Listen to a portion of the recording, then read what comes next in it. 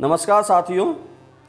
सबसे पहले आपको शुद्ध और अशुद्ध शब्दों में अंतर करके इनकी 5-5 लाइन प्रैक्टिस करनी है, जिससे आपकी ग्रामेटिकल गलतियां ना हो। उसके बाद आपको इन डिक्टेशनों के टफ वर्ड दिए गए हैं, जिनको शॉर्टकट में ऋषि व नवीन प्रणाली में बनाया हुआ है। इनका भी आपको अभ्यास करना है, कम से कम 10 लाइन की प्रैक्टिस करनी है। 5 सेकंड बाद ट्रायल डिक्टेशन स्टार्ट करेंगे।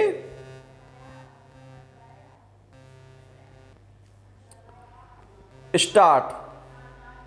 माध्यमिक शिक्षा बोर्ड राजस्थान अजमेर की ओर से 10वीं और 12वीं की परीक्षा भले ही अभी तक पूरी नहीं हुई है, विराम। इसके बावजूद जिन विषयों की परीक्षा हो चुकी है, उसका परीक्षा परिणाम तैयार कराने के लिए शिक्षकों से कॉपियों की जांच करवाई जा रही है, विराम पैरा। शिक्षक पहले कॉपियां अजमेर भेजते थे, विराम। वहां से OMR शीट तैयार की जाती थी, विराम। लेकिन इस बार यह शीट शिक्षकों को ही दी गई है, विराम, जो कॉपी जांच के बाद इसे तैयार कर ऑनलाइन परिणाम फीडिंग कर रहे हैं, विराम। इसी ऑनलाइन फीडिंग के आधार पर ही परीक्षा परिणाम तैयार कर जारी किया जाएगा, विराम पैरा। हालांकि जो शिक्षक कॉपी जांचने के बाद ऑनलाइन नंबर छड़ा रहे हैं, विराम, उसकी जांच बोर्ड कार्यालय की ओर से की जा रही है, विराम। शिक्षकों को कॉपी जांच के बाद OMR शीट तैयार की जा रही है, विराम। इस शीट को भरने के बाद इसे पाली के बांगड़ स्कूल में बनाए गए संग्रहण केंद्र पर जमा करवाया जा रहा है, विराम, जिससे शीट अजमेर भेजी जा सके और ज़रूरत होने पर उसका उपयोग किया जा सके, विराम। माध्यमिक शिक्षा बोर्ड राजस्थान अजमेर की ओर से पहले शिक्षकों को कॉपियां जांच के लिए दी जाती थी, विराम, जो जांच के बाद अजमेर जाती, विराम।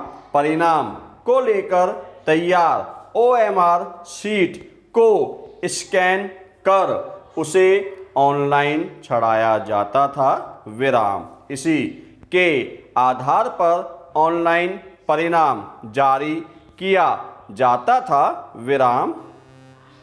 आशा है आपको आवाज़ समझ में आ रही होगी। 10 सेकंड बाद मेन डिक्टेशन स्टार्ट होगी।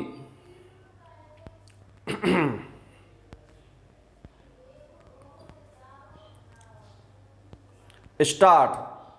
भारत में संविदा विधि एक सारभूत संहिताकृत विधि है, विराम। संविदा विधि वाणिज्यिक संनियम या व्यापारिक संनियम की एक अत्यंत महत्वपूर्ण शाखा है, जिसका संबंध प्राय जनसाधारण के सभी दैनिक समव्यवहारों से है, किंतु इसका विशेष महत्व उन व्यक्तियों के लिए है जो व्यापार, वाणिज्य, उद्योग एवं किसी ऐसे पेशे में संलग्न हैं, क्योंकि इनके सभी समव्यवहार अनुबंधों पर आधारित होते हैं, विराम। Sir William R.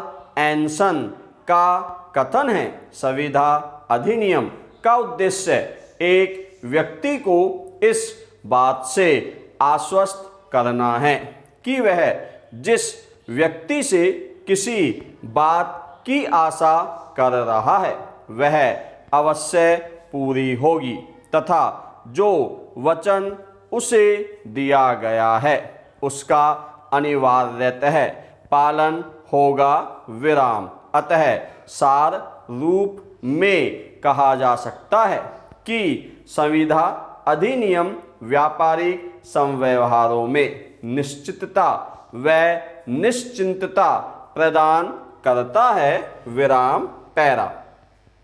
ऐतिहासिक पृष्ठभूमि भारतीय संविदा अधिनियम मुख्य रूप से इंग्लिश विधि पर आधारित है विराम। इसे सन 1861 में गठित तृतीय विधि आयोग द्वारा सन 1866 में प्रस्तुत प्रारूप के आधार पर ब्रिटिश संसद द्वारा संहिताकृत विधि के रूप में भारतीय संविदा अधिनियम 1872 के नाम से पारित कर भारत में अब जम्मू कश्मीर राज्य के सिवाय 1 सितंबर 1872 से लागू किया गया है विराम पैरा। उक्त अधिनियम में से माल विक्रय एवं भागीदारी संविधाओं संबंधित धाराओं को पृथक से अधिनियम एवं पारित किए जाने से उन्हें इस अधिनियम में से निरसित किया गया है विराम। इस प्रकार माल के विक्रय से संबंधित विधि को माल विक्रय अधिनियम 1930 और भागीदारी से संबंधित विधि को भारतीय भागीदारी अधिनियम में अधिनियमित किया गया है विराम पैरा। वर्तमान भारतीय संविदा अधिनियम 1872 के शेष बचे कुल 9 अध्याय और 190 धाराएं 2 अध्यायों यथा माल विक्रय की 28 धाराएं और भागीदारी की 48 धाराएं कुल 76 धाराएं को घटाने के पश्चात अग्रानुसार संहिताकृत है विराम। नेक्स्ट, अधिनियम का भूतलक्षी प्रभाव। इस अधिनियम धारा 1 के अनुसार भारतीय संविदा अधिनियम को भारत में दिनांक 1 सितंबर 1872 से लागू किया गया विराम। अतः इस अधिनियम के उपबंधों को इस तिथि या इसके बाद की गई अथवा की जाने वाली संविधाओं पर लागू होना माना गया विराम। इससे स्पष्ट है कि इस अधिनियम का भूतलक्षी प्रभाव नहीं है विराम। यह उन संविधाओं पर लागू नहीं होता जो 1 सितंबर 1872 के पूर्व की गई है विराम।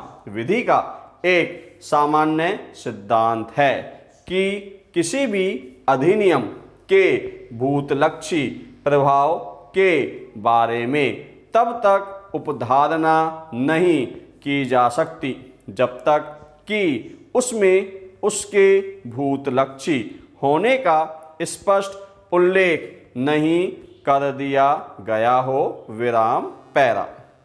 अधिनियम की पूर्णता या सर्वांगीणता। भारतीय संविधान अधिनियम अपने आप में पूर्ण या सर्वांगीण नहीं है विराम। यह संविदा विधि के कतिपय भागों को ही परिभाषित एवं संशोधित करता है विराम। इसमें संविदा विधि की समस्त शाखाओं का उल्लेख नहीं किया गया है विराम।